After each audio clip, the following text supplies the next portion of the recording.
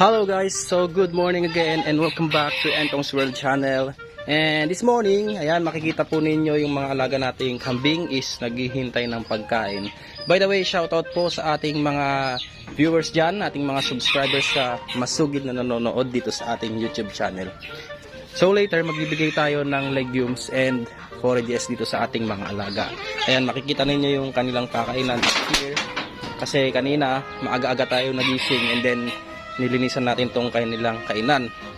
By the way, nagbigay na rin pala tayo ng commercial pellets sa kanila. So, para hindi sila sigaw ng sigaw. Kasi, kung mapapansin ninyo, ayan, gutom na sila. Naghihintay na sila ng kanilang pagkain.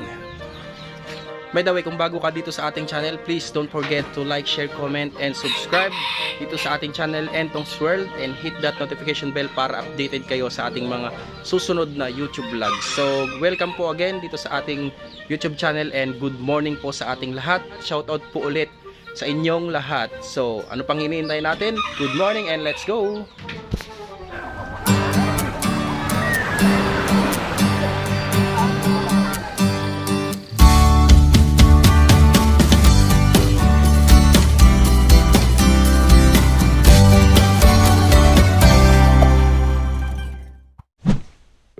Yan, time check natin is 8 AM. So, ito yung ating mga crossbreed na Rhode Island Reds, Buff Orpington, tsaka native. So, parang triple way cross na tong mga to.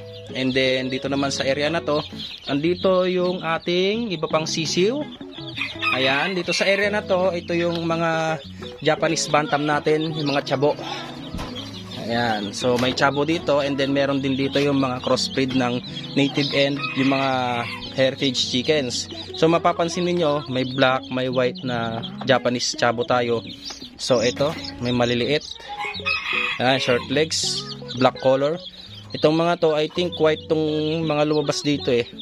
Tapos, ayan, medyo marami-rami na rin tong ating mga chabo. So si Airpat yung nag-aalaga dito pag wala tayo dito sa farm. Ayan, medium legs. So hopefully parami natin yung mga short legs, pero okay na rin tong mga medium legs kasi naman pwede rin natin tong ibenta. So sa mga medium legs ng chabo natin, meron dyang mga female and male. So yung mga medium legs na yan, once na ikinross nyo yan sa mga short legs, may possibility na magkaroon din siya ng produce na short legs. So, ang purpose natin dito sa mga chabo na to is for pets. Ayan. So, pag kinarne niya to, medyo maliliit. So, hindi siya applicable for meat. Ito, short legs to. Sobrang iksi ng paa. Ayan yung update sa ating mga sisiw. Tapos, mamaya, kukuha tayo ng pagkain ng kambing natin. Plus, ito yung ating mga breeders. Ayan, di natin i-istorbohin. Ayun, naglilimlim. Ito yung ating Japanese chabo. Ayan, naglilimlim. Itong kak natin is nagpipilay-pilay kasi nung last time na pinutulan natin siya ng tari is dumugo. So mali yung pagkakaputol natin. Pero hopefully na maging okay yung paa niya. So hintayin natin na humaba yung tari tapos puputulin na natin ng tuluyan para hindi siya nagpipilay-pilay. And then dito sa area na to, ito yung napakita natin last time ng mga chabo. So update sa kanila. Ayan, dito sila sa brooding area. Hindi natin sila nire-range dahil nga hindi natin sila pinapakawalan dahil maraming mga malalaking breeds. So may possibility na paluin sila tapos mamatay. So nag-try tayo before na magpakawalan ito. Yun nga lang, ang nangyari, nagpaluan sila. So ito pa yung isa nating breeder. Ayan, black and Colombian color. So itong mga Japanese chabo natin, ito pa yung mga ordinary line ng chabo. So meron pa yung mga Thai and magagandang breed. So ito medium legs. Ayan, medyo nag-aangas na siya. Ayan. So, sa mga interested, pwede natin itong i-release. So medium legs, pwede nyo rin yung pang breed. And then guys, dito naman tayo sa ating mga Muscovy ducks. Ito yung update sa kanila. Kung mapapansin niyo yung ating barako is lumalaki na. Ayan o. Yan, pasensya na sa nakasabit-sabit dyan sa gilid-gilid. So tapos na rin silang kumain kaninang mas maagang oras. And then ayan o, I think nasa dalawa pa rin talaga yung na-identify natin na barako. So hopefully maparami ito, and then for future vlogs para may pakita rin natin kung paano yung pagbe-breed nila. So sa mga ibang nagbe-breeds dyan, expert na rin sila or sanay nang mag-alaga ng Muscovy ducks. Hindi siya ganun kaselan, unlike dun sa ibang breed ng bibe. And then mas matipid siya compared dito sa Peking ducks, kasi itong previous breeders natin, yun nga, medyo magastos sa pakain. So ayan, zoom in natin para makita ninyo yung actual size nila. So ito nakuha nung last November. Ngayon may 1 month na sila dito sa area. Nung nakuha ito is nasa 1 month old sila. Yung iba 1.5. So makikita ninyo, ayan o, lalaki. Ayan, lalo itong barako, malaki yan. So pasukin natin dito sa loob para maipakita natin. Shoo. Ayan. Ayan yung barako, mas nauna siyang lumaki. Ayan. Yung barako plus yung mga dumalaga. Itong isa, may possibility na barako rin yan. Ayan, katabi niya. Ayan, ayan, ayan. Ayun. Ayan, malaki. Ang kanilang liguan dito sa batya. So, temporary dito na naliligo sila. And then, nagbibigay tayo ng feeds plus darak. Yung darak na yon is yung B1B1 na tatawag doon. Correct me if I'm wrong. So ayan yung mga future breeders natin. And then dito sa kabila, andito yung ating mga Peking ducks. So sa mga Peking ducks natin, 1, 2, 3, 6 na lang sila. From 50 plus, naging 6 na lang. So yung 50 plus na yun is naibenta natin. Ang purpose naman natin doon is para lang mai-out muna natin, kasi nag-stop silang mangitlog before dahil nga nagkaroon tayo ng ng pag-uulan, tag-ulan, rainy season. Ang tendency nun, minsan naglulugod yung mga alaga nating Peking ducks, and then ang nangyayari is natitigil yung kanilang pangingitlog. So sa mga gusto mag-breed, maraming mga nagbebenta dyan, yung mga linyahan kagaya nito, malalaki rin yung mga katawan nila. So mga Greenwood line, meron din namang Cherry Valley, malalaki din, jumbo tawag nila dun sa iba, pero parang mas gusto ko yung katawan ng ng Greenwood, mas malalaki sila compare sa Cherry Valley. Sa Cherry Valley naman, masipag silang mangitlog, so subok na yung mga yon. So ayan yung mga index natin. Ayan mga tropa, sa area naman na to, yung mga taniman natin ng mulberry.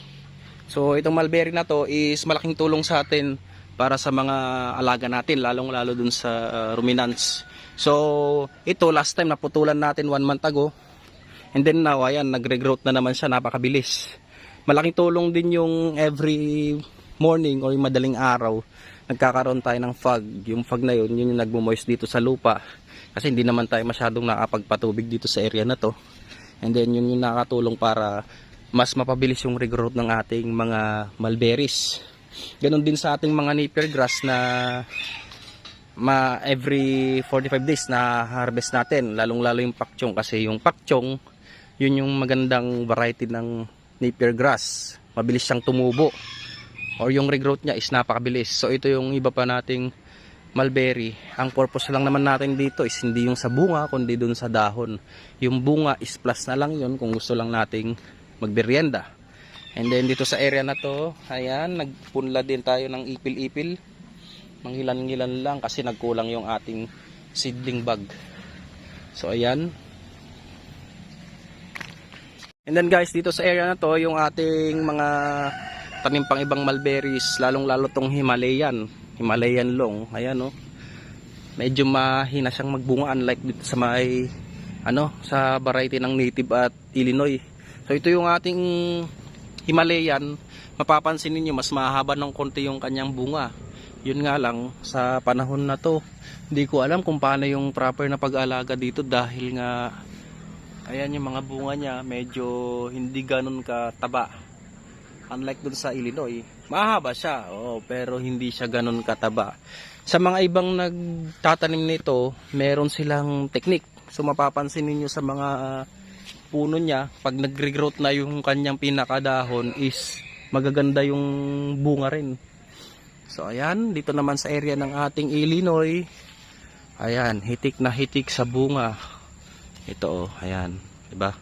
Napakarami. Yun nga lang, hindi sabay-sabay yung pagkakahinog ng bunga niya. And buti na lang hindi tayo nauunahan ng mga ibon. Ayan oh. 'Di ba? Ito. Ang lasa nito, yung ganitong color is hindi pa siya ganong hinog. Medyo naghahalo yung asim and tamis. Pero masarap na rin to. So kainin natin. And then, ayan.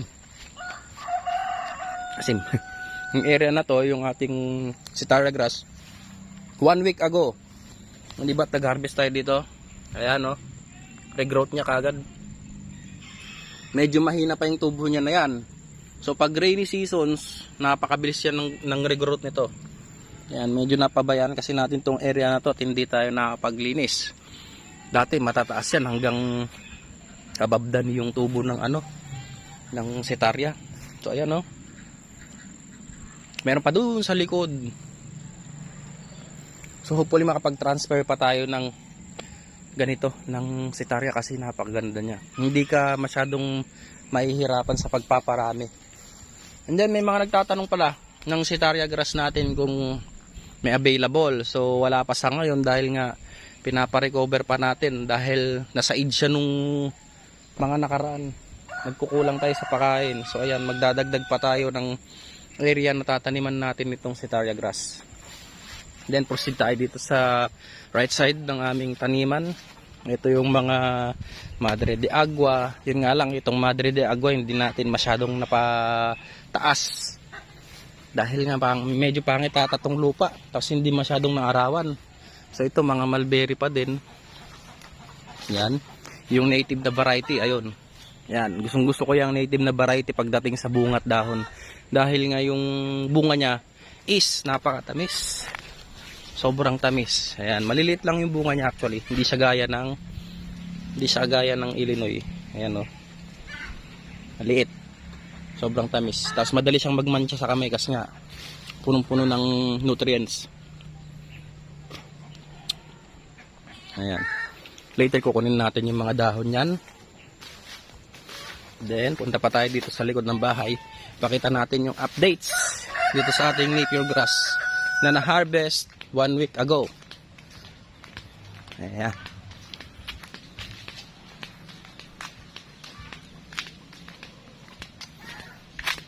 By the way guys, di ba nung last vlog natin, pinakita natin dito sa area na to, ayan o, may mga mais na nagsistubuan na. So magiging maisan na naman to nyan. Ayan, mga Napier natin. Ayan. Ito, naka-recover tong area na to kasi last time, dito, parang mamamatay na yung Napier dito.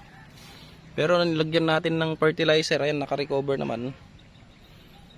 Medyo tumatas na. Hindi lang natin ina-harvest muna para maganda yung maging root system niya. So dito sa area na to, ayan, Napier grass pa rin yung mga tanim dito.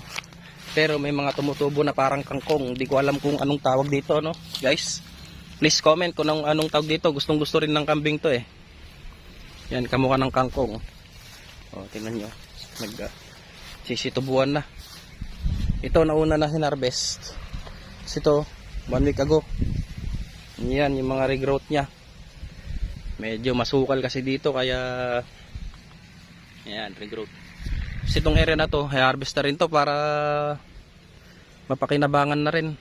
Tapos, maglalagay tayo ng manure plus yung fertilizer para mas mabilis. Kasi nga, guys, kung di kayo gagamit ng fertilizer, medyo mabagal. Lalo't pangit tong lupa namin dito. Hindi ganun ka sustansya. Sa ibang lugar kasi, talagang kahit di sila maglagay ng fertilizer, napakaganda ng tubo ng kanilang mga Napier grass. So dito, kailangan talaga ng inorganic na fertilizer. Yan, best dito yung urea. So, pampaganda ng tubo. Last update ulit dito sa ating purple Napier. Ayan, ang bagal ng tubo. Ayan. Napakabagal ng tubo, hindi sa gaya ng pakchong. Yung pakchong napakabilis ng tubo. So sa crude protein naman daw, mataas naman daw to, sabi nila. Yun nga lang, ganyan siya, bagal siya. Bagal ng tubo niya. Tignan na lang natin yan after nating mapataas. Tapos yung first cut natin, and then bibilang tayo ng days kung gaano ba ka tagal siya tumubo. Yan, update din dito sa mga mangga ng aming kapitbahay. Grabe yung bulaklak, oh. Napaka yabong. Oh, ang ganda rito sa area na to ngayon, oh. Fresh air. Ayan.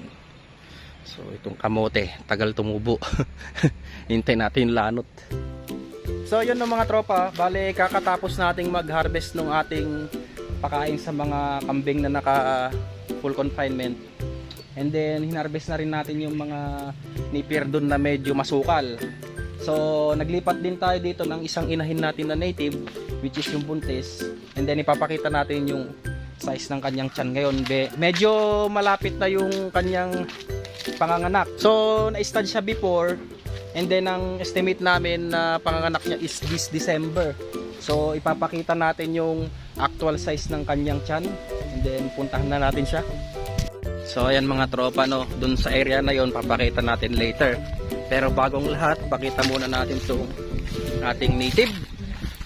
So nag-iisa siya dito ngayon, and then yung iba is nandun sa manukan, and then papakita din natin yung mga yun later. So dito natin siya pinastol kasi marami nga dito yung parang mukhang kangkong na ligaw na damo, and then mas marami siyang makakain dito. Plus tignan nyo yung kanyang tiyan, no? Ayan, malapit-lapit na rin talaga siyang manganak. So ito, nakakailang panganak na to. Yan ang gusto ko sa mga native breeds, lalo pag masipag manganak. So wala tayong problema rito dahil ang dami niya nang na-produce na, yung iba na ibenta natin, yung iba F1. So ito hindi natin to i-dispose kasi nga maganda siyang breed. Tapos quadruplets line pa siya. So napakaganda talaga. And wala tayong problema sa mga native kasi nga mga native talagang kahit ipastol mo sa ganitong area yung medyo madamo, unlike dun sa mga imported, ito talagang hindi maselan. Tsaka matibay sila sa init, yan, sa pabago-bagong panahon. So sa mga gustong mag-breed ng mga kambing, much better talaga na kuha muna kayo ng upgraded, yung may mga dugong native. Kasi na-adapt talaga nila yung weather dito sa Pilipinas, yung pabago-bagong weather. So ayan siya. Tapos ito yung area nung ating mga na-harvest na napier nga before. Hanggang dito lang para hindi niya kainin yung napier. So ayan, pansinin ninyo, no? Sa napier naman, tumitikim-tikim lang siya dahil hindi naman siya ganun kasanay kumain ng napier grass. Mas gusto niya yung mga baging-baging. Yan, tulad nitong mga to, yung mga baging na yan, gustong-gusto ng mga native na kambing yan. Ayan, bagsak na rin yung tiyan niya. Tingnan niyo naman, kanina ko pa siya pinastol dito. Pero yung mga napier, iniwasan niya.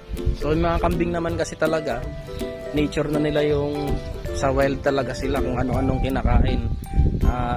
Yung mga naka-confine lang talaga na kambing, which is yung mga purebred, mga full blood, yan. No choice lang talaga yon, kaya minsan talagang kahit napier ang lagay mo, kakainin at kakainin talaga nila.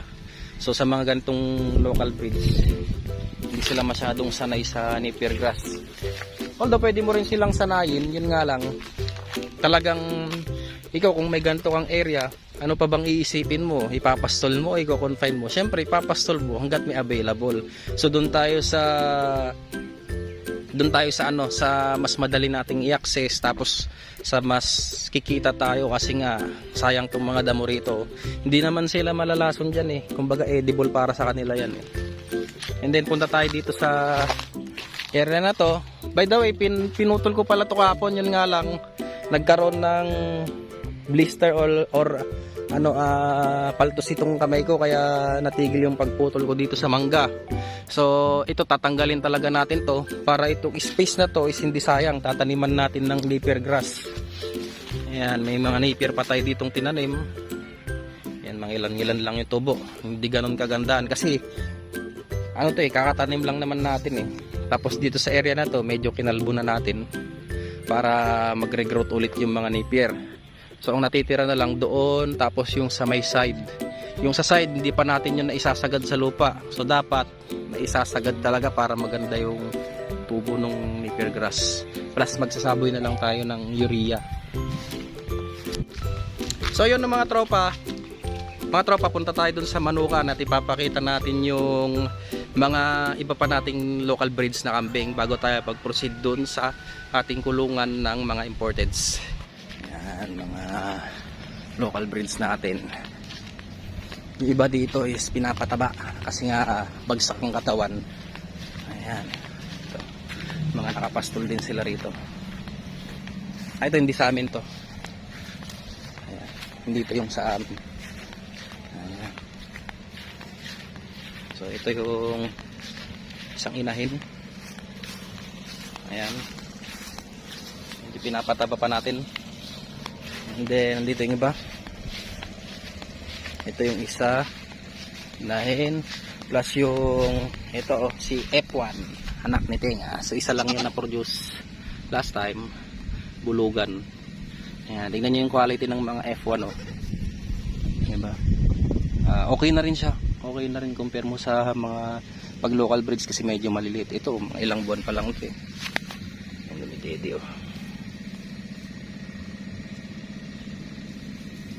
Gawagay ba ito yung buntot?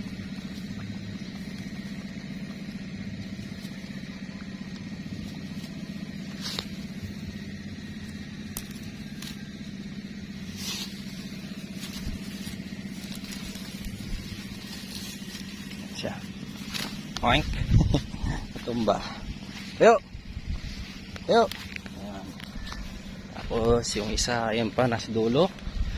And yung iba, pakita natin dito sa loob. Dito lang sila pinapastol. Actually, dapat talaga pag nagpapastol kayo ng kambing, hindi talaga dapat isang lugar. Kung may divider yung ano natin, yung mga pastulan. Kasi ang tendency nun, parasite nga. So itong mga alaga natin na kambing, kailangan talaga is regular na pupurga. Yan.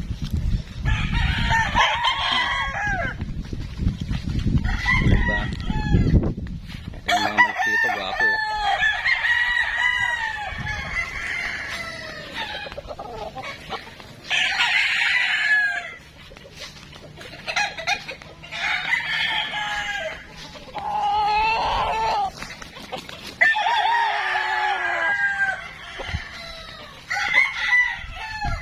Ayan Ito yung mga ang nakabreed naman dito is F1 na Boer. So hindi sa ganun kalakihan kasi nga maliit yung inahin. Pero ayan yung mga tenga nila bagsak na rin. Medyo mahaba na. Tulad nito, ito pa. F1 Boer din yung naka-stud doon sa native. Ito naman, pure native, maliit. Ito naman, panganak ni Tenga Ito. Ayan, isang anak ni Tenga.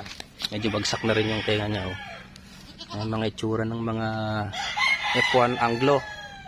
Pag kinross niya sa native, mas malalaki lang sila ng konti.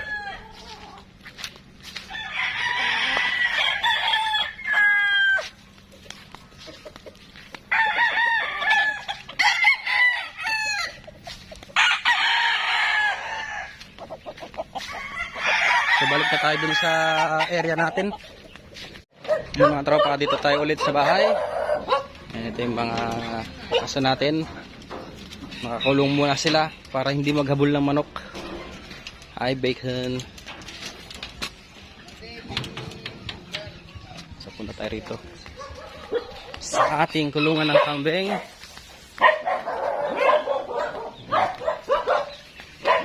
Yung timba. So dito tayo naglagay ng mga napier, hindi na natin chinap. Ayan. So napier grass plus merong mga halong ano yan, baging-baging nasa loob. tinga.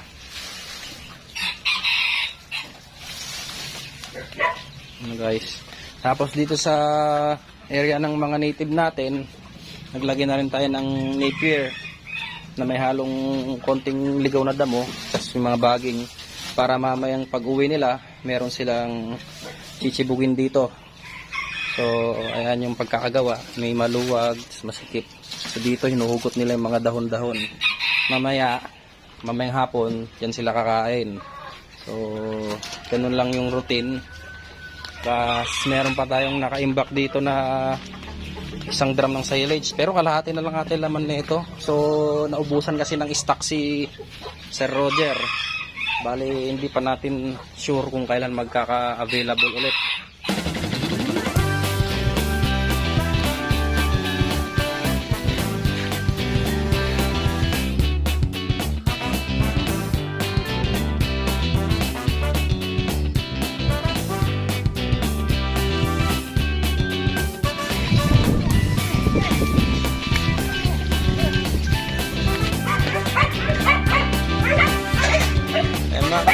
Maghapon na.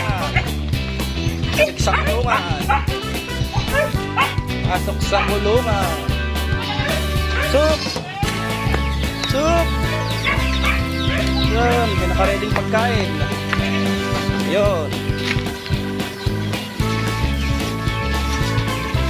Sila, may nakareding pagkain. Yan.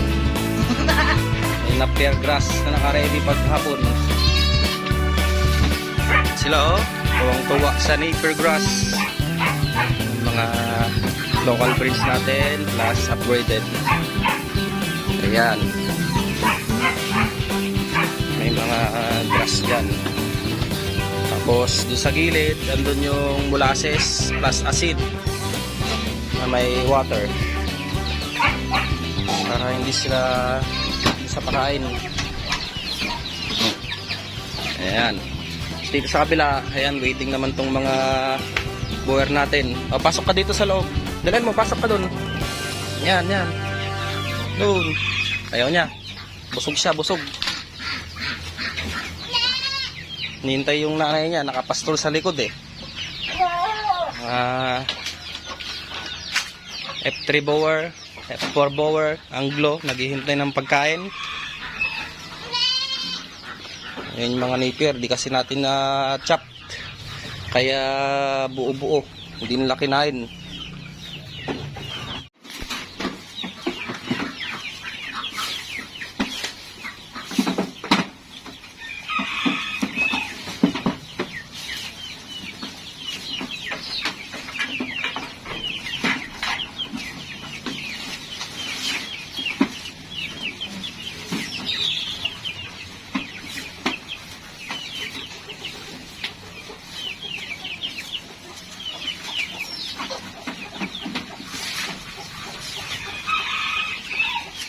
Ito yung isa Tingnan nyo naman yung tiyan. Kanina umaga, hindi ganyan kalaki. Ngayon, busog na busog. Yung legs niya, malalaki. Tumaba siya. Hindi pa yung mga legs niya. Ano? Laki Mamaya, bigyan natin siya ng feeds. Dairy feeds. Yung katawan, busog na busog. Ano? Gutom na rin kayo? Ha? Siguro corn silage na lang bigay natin dito. Maya.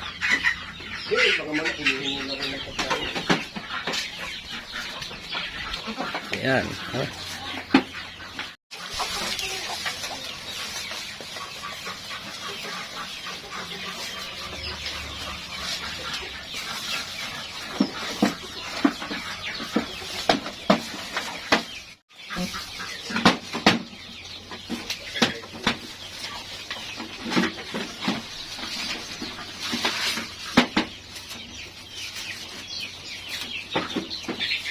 Ayan, nagbigay tayo ng dairy feeds sa kanya. So nakikain na rin yung anak niya para mas maganda yung maging resulta nitong ating buntis.